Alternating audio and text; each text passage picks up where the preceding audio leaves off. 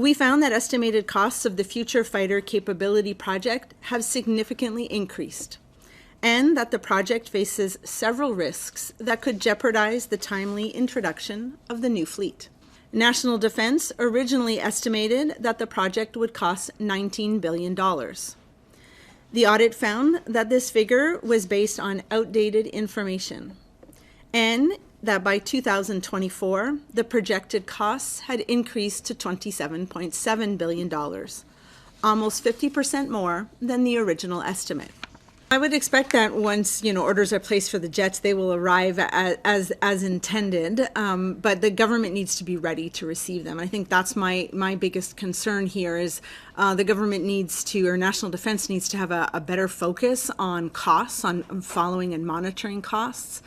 And also to complete many of its plans were missing critical elements and progress against the plans were slow.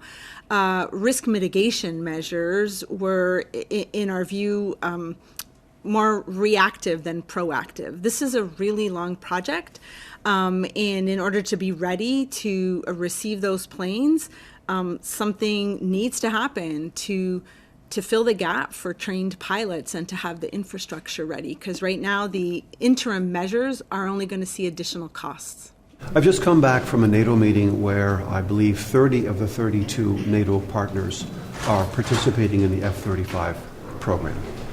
They have participated since the beginning, some of whom have had significant industrial benefits. We've had our share of those. I think right now what we're seeing as we've looked at the Auditor General's report, a number of factors are at play here. And all of our NATO partners are affected by these factors. One was inflation. Obviously, we've seen an inflationary pressure on materials, logistical chains, supplies, construction, engineering.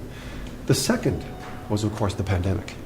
And not only was Canada deeply affected by the pandemic, and the United States, but every participating NATO partner. The department was asked to conduct a review, and they are in the middle of that review, and I think they said just a few days ago that they intend to make that review public sometime over the summer.